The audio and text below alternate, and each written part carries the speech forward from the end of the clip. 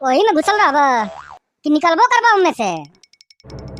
घुसल हम बानी तो आर काहे करेजा दुखाता है?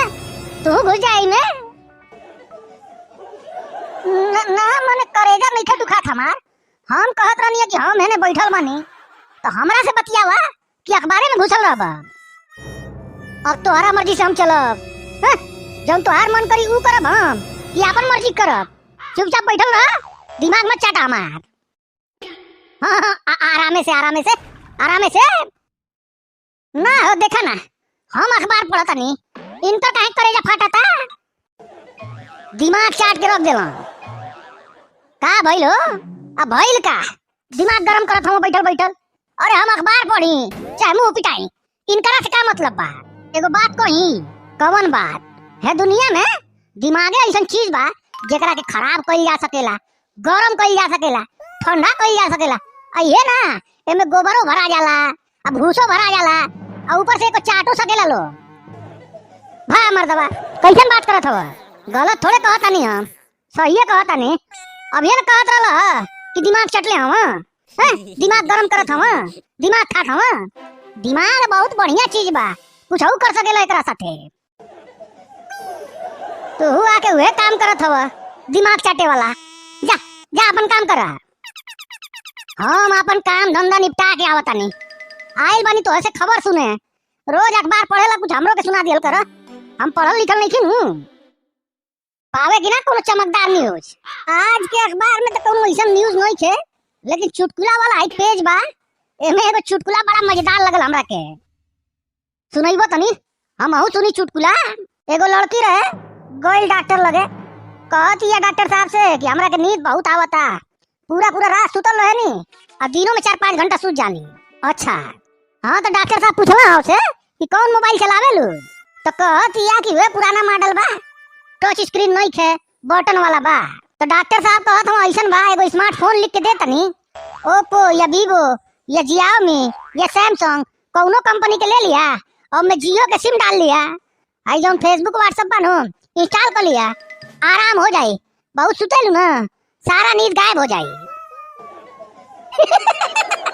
बढ़िया रहो, ठीक है कहत हव। आजकल लड़का सब 3-3 बजे रात ले जागे न सर मोबाइले देखत। हमरा के खुदे नींद ना आवेला, मोबाइल चलावत चलावत 2-2:30 बज जाला, तब जाके सुते नहीं हम। बढ़िया रहला। तनी एक आध गो और सुनई बा? ना सुनाए काहे मर्दवा? सुनावा ना, मजा आवत रहला। एगो और सुनावा। इनकरा कहला पर ना सुनाएब हम, इनकरा बड़ा तकलीफ होला हमरा हाथे में अखबार देख के। तू कहबा तो सुना दे, ई कहियो तो ना सुनाएब। सुना दा, हमरो सुने के मन करता। सुना दा।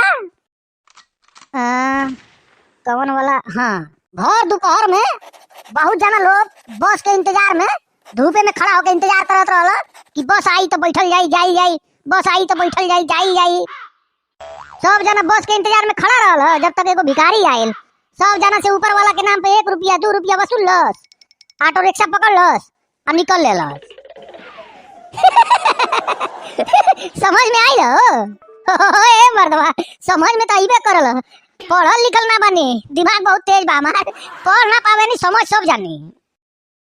एगो लड़का रहे, अपन दोस्त से कहता कि काले हम एगो रॉकेट छोड़नी, रॉकेट पटाखा, जाके सूरज से टकरा गई सीधा। बा मर्दवा कौन रॉकेट रहल हो कि सीधा सूरज से टकरा गई जाके? पूरा सुनबा पहले तब ना समझ में आई, बीच में लगला कपार खाए। चुपचाप बैठल रहा। छोड़ा है मर्दवा, तू सुनावा, उनकरा के बकेदा तू सुनावा। अपन कैसे सुनाई? बीच में टोका टाकी करके हमार दिमाग चाटे लगला, कैसे सुनाई? हम तो पहले ही कहले रहनी है, दिमागे ऐसा चीज बा जेमे भूसा भराला, दिमाग चाट सकेला लोग, दिमाग गरम हो जाला, दिमाग के ठंडा कइल जा सकेला। दुनिया भर के दिमाग बहुत निमन चीज बा। छोड़ा उनका टेंशन मतलब, तू अपन सुनावा।